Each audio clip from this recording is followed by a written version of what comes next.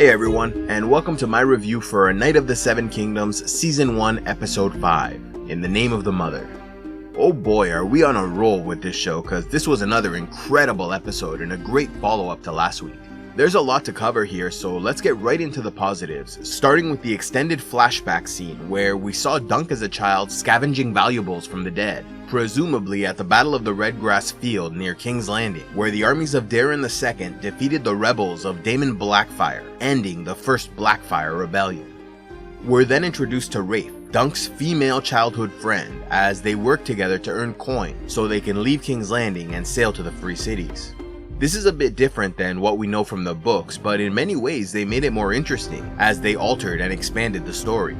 In the books, Sir Arlen found Dunk chasing a pig when he was only 5 or 6, and at the time, Dunk actually did have a friend named Rafe, but it's implied he was a boy, as were their other friends Ferret and Pudding, both of whom get a shout out in this episode when Dunk mentions Ferret saying they'll get free bread now that the war is over, and when Rafe makes a point about never-ending rivalries and violence, talking about how Pudding killed someone and made an enemy that burned down half of Flea Bottom trying to get revenge. A wise point, since she was ultimately correct, that the violence didn't end just because Daemon Blackfire died, as his descendants continued the struggle and launched their own rebellions in the future.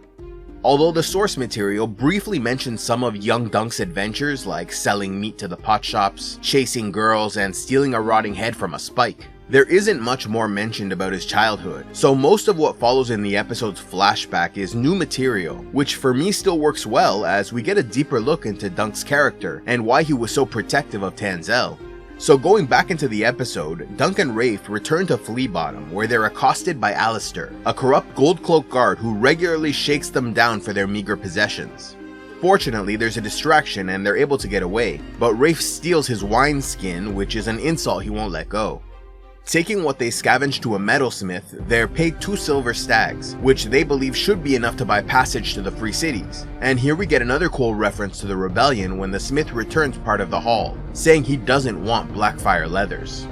Though Rafe can't wait to leave the city, Dunk is hesitant, fearing other places will be just as bad or worse, and he still has a small hope his mother might return for him. Rafe thinks it's all nonsense, and after saying they love each other, Dunk seems to agree to leave with her. But their dreams are dashed when they learn the price to travel is doubled because of all the people fleeing Westeros. The last positive I'll mention is Dunk following Sir Arlen as he leaves the city, until his injury and illness from drinking dirty water leaves him unable to continue. Sir Arlen then finds the boy and, having recently lost his nephew in the Battle of the Redgrass Field, takes Dunk on as a squire. Moving on to the negatives, I don't have much to say except I wish there was more focus on the other people fighting other than Dunk and Arryn.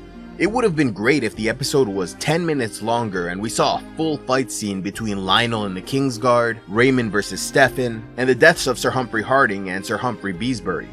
But I do understand the show had serious budget limitations, so I don't really hold it against them. Now, for my top 5 moments, I'll start with the opening scene of Prince Baelor planning their strategy and motivating the team while Dunk and Raymond vomit from the nerves and Lionel makes a funny but poorly timed jab about Baelor's mother loving him best. The tension was high throughout the scene and it was quite emotional seeing Dunk say his final words to Egg before riding off to battle. This was quite similar to the books where Baelor went into more detail about their strategy, telling the team to use 12 feet long tourney lances instead of the 8 feet long war lances like the other team, giving them a reach advantage which will help so long as they strike the enemy's head or chest before the tourney lances break. For the 4th best moment of the night, I chose the next scene when all 14 warriors line up on their horses facing each other before charging forth into battle where Dunk is immediately stabbed in the side by Aryon's lance.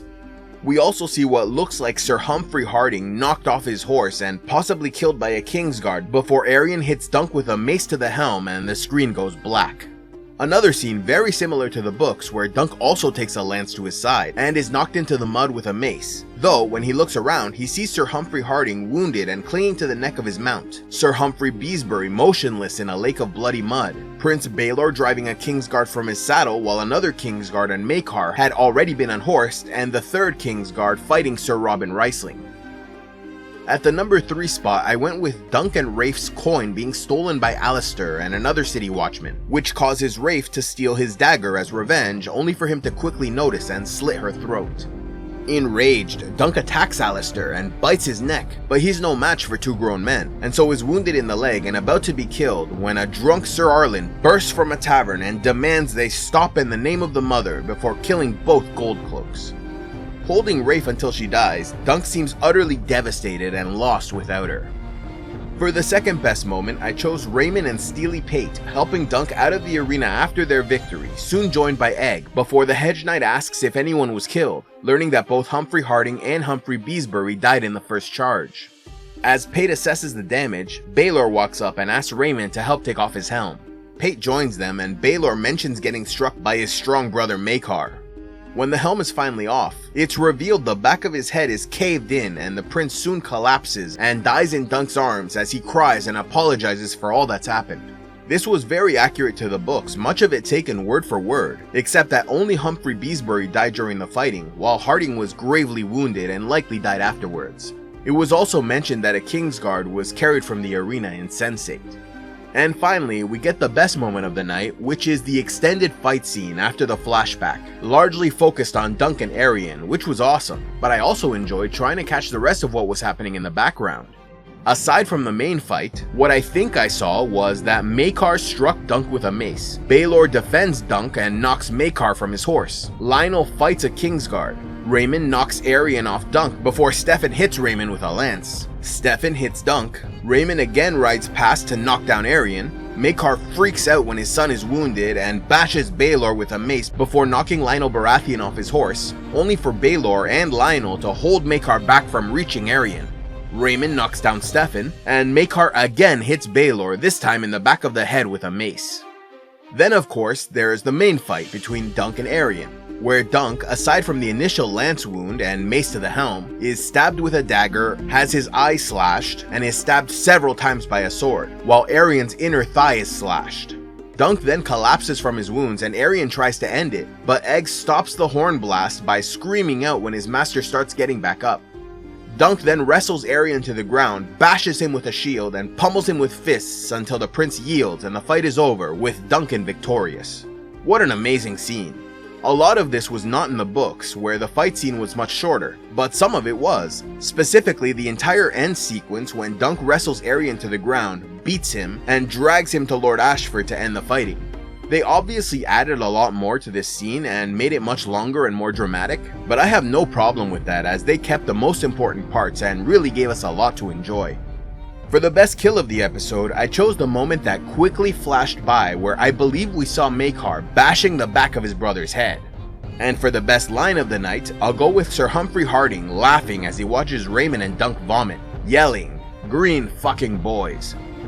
Well, I absolutely loved this episode and thought they handled everything well. And it really speaks to the quality of this show that my only complaint is we didn't get to see more of it. So just like the last episode, I'm giving this one a perfect 10 out of 10. And with only one episode left, I'm confident they'll end season 1 on a strong note. And that's it for my review of A Night of the Seven Kingdoms season 1 episode 5, In the Name of the Mother.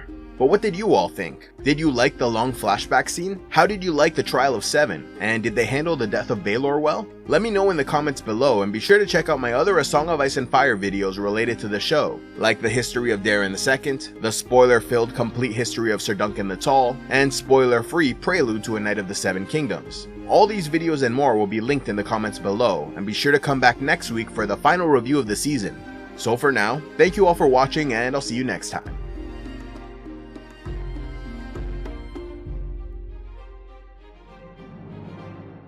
A special thanks to all those who contribute to CivilizationEx, like Drac the Bronze, Warden of the X Christ Walder the Crimson Shadow, Zong the Black Wolf, and Lady J Book Nerd. If you'd like to help the channel, be sure to give a like, leave a comment, subscribe, and click on the links below, or else go to patreon.com/CivilizationEx, where you can gain early access to videos and watch the Patreon-only series, Heroes of Lore and Legend.